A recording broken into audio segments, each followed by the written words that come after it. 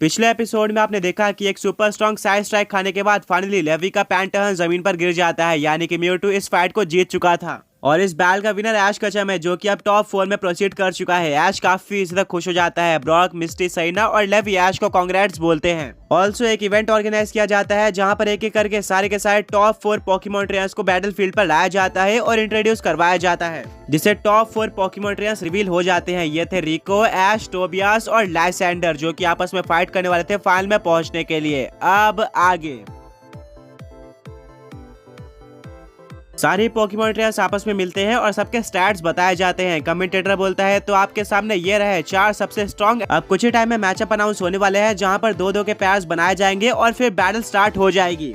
दोनों battle complete होने के बाद हमें पता चल जाएगा कि हमारे एट्रो लीग के फाइनलिस्ट कौन हैं। सारे ही पोकेमॉन ट्रेनर्स काफी एक्साइटेड होते हैं। मिस्टी बोलती है कि इन चारों पोकेमॉन ट्रेनर में सबसे बेस्ट स्टैट रिको के हैं, जिसने लिटरली अपनी 97% बैटल जीती है, यानी कि उसका हारना बहुत ही ज्यादा रेयर होता है। ऑल्सो इसके पास एक अनडिफिटेड एट्रो पोकेमॉन भी है। ऐश के लिए काफी ज्यादा बड़ा चैलेंज होने वाली है। सरीना बोलती है बिल्कुल, बट हम टोबियास और लाइसेंडर को भी नहीं भूल सकते, ये हमारे वर्ल्ड से बिलोंग करते हैं and super strong Pokemon trainers है। ब्रॉक बोलता है कि हाँ, खासकर लाइसेंडर, जो कि ऐश को हराने के लिए वेट कर रहा है। इतना कंफर्म था कि ऐश के आगे का सफर इजी नहीं होने वाला है, बट अगर उसको अपने लेजेंडरी पोकेमॉन चाहिए तो उसको ये किसी भी हालत में करके दिखाना होगा। फाइनली वो टाइम आ जाता है जब मैच अप अनाउंस होने वाले थे। टॉप 4 पोकेमॉन ट्रेनर्स और स्टेडियम में जितने भी लोग बैठे हुए थे, सभी की नजरें स्क्रीन के ऊपर थी।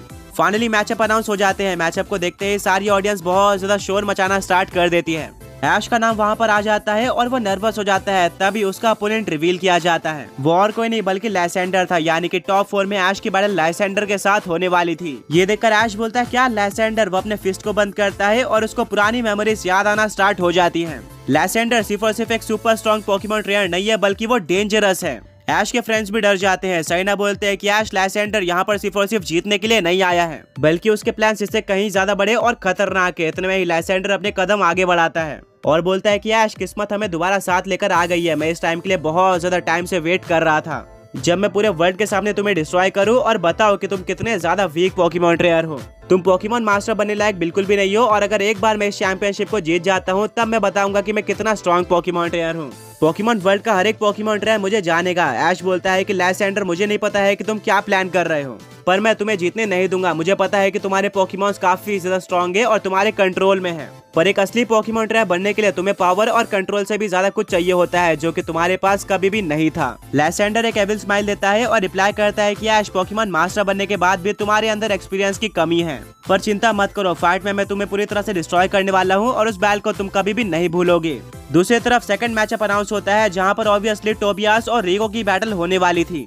हर बार की तरह टोबियास काफी शांत और कॉन्फिडेंट होता है। उसके हाथ में एक पोकीबॉल भी था। मिस्टी बोलती है कि हमारे वर्ल्ड में एक ऐसी अफवाह थी कि टोबियास की पूरी टीम लेजेंडरी और मिथिकल पोकेमॉन से बनी हुई है। अगर टोबियास के पास उस वर्ल्ड में इतने स्ट्रॉन्ग पोकेमॉन थे, तो हम अंदाजा भी नहीं लगा सकते कि टोबियास ने इस वर्ल्ड में कितने स्ट्रॉन्ग पोकेमॉन कैच किए होंगे। रिको टोबियास के पास आकर उससे हाथ मिलाकर बोलती है कि टोबियास, तुमसे मिलकर अच्छा लगा। मैंने सुना है कि तुम एक सुपर स्ट्रॉन्ग पोकेमॉन ट्रेनर हो। टोबियास बोलता है कि हाँ सेम, मैंने भी तुम्हारे बारे में काफी कुछ सुना है, स्पेशली तुम्हारा इंप्रेसिव विन रेट। तुम बैटल्स हारना पसंद नहीं करती। रिको बोलती है कि हाँ, तुमने मेरे बारे में बिल्कुल सही सुना और मैं इस बार भी नहीं हारने वाली। मुझे पता है कि तुम एक सुपर स्ट्रॉन्ग पोकेमॉन ट्रेनर हो, बट मैंने इस मूवमेंट के लिए काफी टाइम से वेट किया था और ट्रेन भी करते आई हूँ। मैं अब पीछे नहीं हटने वाली। टोबियास अपना सर हिलाता है और एक स्माइल देता है और बोलता है कि फाइनली मुझे एक रियल चैलेंज मिलने वाला है। मैं भी तुम्हें सरप्राइज करने के लिए पूरी तरह से रेडी हूँ। ट्रेनर्स का आपस में डिस्कशन सुनकर ऑडियंस बहुत ही ज्यादा एक्साइटेड हो जाती है। ये सिर्फ और सिर्फ एक बैटल ही नहीं थी, बल्कि राइवलरी बन चुकी थी। सारे ही पोकेमॉन ट्रेनर्स को अपने मैचअप पता चल चुके थे और अब इवेंट पूरा हो जाता है। चेयरमैन बोलता है कि कल टॉप 4 टूर्नामेंट स्टार्ट होने वाला है, जहां पर फर्स्ट बैटल ऐश और लाइसेंडर की होगी। वहीं पर सेकंड बैटल टोबियास और रिको के बीच में होने वाली है। आगे बढ़ने से पहले पिछले पोके क्विज के विनर्स ये रहे। एंड आज का क्वेश्चन ये है कि जनरेशन 1 यानी कि कैंटो रीजन का इकलौता ड्रैगन टाइप पोकेमॉन कौन है। अब क्योंकि इवेंट पूरा हो चुका था, सारे पोकेमॉन ट्रेनर्स और ऑडियंस बाहर निकलना स्टार्ट हो जाती है। बट इससे पहले कि लाइसेंडर बैटलफील्ड से बाहर जाता, वो पीछे मुड़ता है और ऐश की तरफ देखता है और बोलता है कि ऐश, बाहर जाने से पहले मैं तुम्हें कुछ दिखाना चाहता हूँ। वो अपनी जैकेट उठाता है, जहाँ पर एक छोटा ग्लो करने वाला डिवाइस रखा हुआ था। ये बिल्कुल एक क्रिस्टल की तरह दिख रहा था और लग रहा था कि इसमें किसी दूसरे वर्ल्ड की एनर्जी है। लाइसेंडर बोलता है कि इसमें किसी मेगा एवोल्यूशन या फिर जी मूव से ज्यादा पावर है। ये एक ऐसा फेनोमेना है जो कि इस पूरे वर्ल्ड को बदल कर रख सकता है। तुम्हें इसकी पावर जल्दी पता चलने वाली है। ओह हाँ, मैं तो भूल ही गया, तुम एक वीक पोकेमॉन ट्रेनर हो और मैं तुम्हें इस फेनोमेना यूज करने से पहले ही डिस्ट्रॉय कर दूंगा। ऐश उस डिवाइस की तरफ देखता है, उसकी धड़कनें काफी तेज हो चुकी थी और उसको नहीं पता था कि वो क्या है। वो क्लियरली फील कर सकता था कि इस डिवाइस में काफी ज्यादा एनर्जी है। ऐश रिप्लाई करता है कि तुम्हें कोई भी चांस नहीं मिलने वाला इस दुनिया पर कब्जा करने का, और जो भी तुम प्लान कर रहे हो मैं उसको अगले बैटल में ही रोकने वाला हूँ। ये सुनकर लैसेंडर रिप्लाई करता है कि वो तो हम आगे ही देखने वाले हैं, और ये बोलकर लैसेंडर आगे बढ़ जाता है। अब सारे पोकेमॉन ट्रेनर्स और ऑडियंस स्टेडियम से बाहर निकल जाते हैं। ऐश और उसके फ्रेंड्स आ जाते हैं पोकेमॉन सेंटर में, जहाँ पर ऐश बोलता है कि कल मेरे पूरे पोकेमॉन जर्नी की one of the toughest battle होने वाली है, बट मैं पूरी तरह से कॉन्फिडेंट हूँ। मैं इतना दूर आ चुका हूँ और यहाँ पर मैं लैसेंडर या फिर किसी और पोकेमॉन ट्रेनर को मुझे रोकने नहीं दूंगा। ब्रॉक अपना सर हिलाता है और बोलता है कि ऐश याद रखना कि हम तुम्हारे हर कदम पे साथ है। तुमने आज तक काफी सारे चैलेंजेस को फेस किया है और उसको डिफीट करके आगे भी आए हो। सरीना स्माइल करती है और ऐश के शोल्डर पर हाथ रखते हुए बोलती है कि मैं तुम पर बिलीव करती हूँ। वहीं पर मिस्टी बोलती है कि मुझे भी तुम्हारे पोकेमॉन टीम के ऊपर पूरा भरोसा है। पिकाचू भी जंप करके ऐश के शोल्डर पर चढ़ जाता है और काफी कॉन्फिडेंट होता है। ये सब देखकर ऐश इमोशनल हो जाता है और पूरी तरह से रेडी हो जाता है आगे के चैलेंजेस को फेस करने के लिए और पोकेमॉन ट्रेनर्स को डिफीट करने के लिए।